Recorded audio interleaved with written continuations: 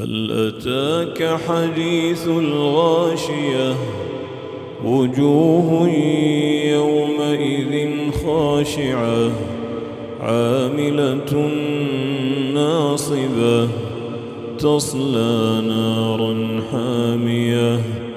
تسقى من عين آنية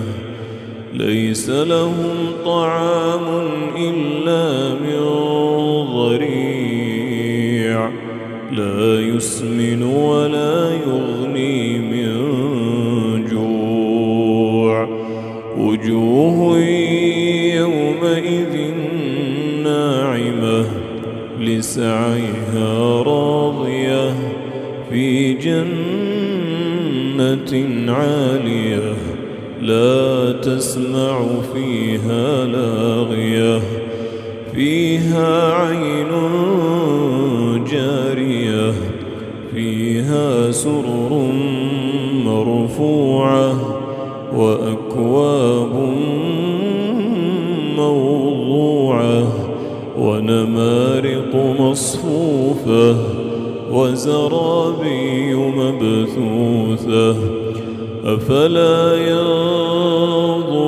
إلى الإبل كيف خلقت وإلى السماء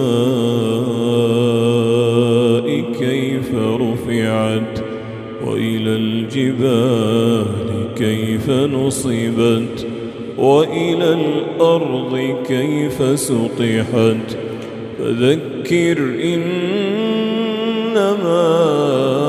أنت مذكر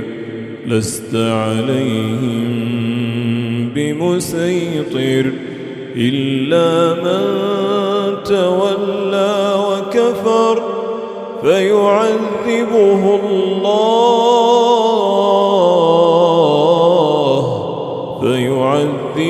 الله العذاب الأكبر إن إلينا إيابهم ثم إن علينا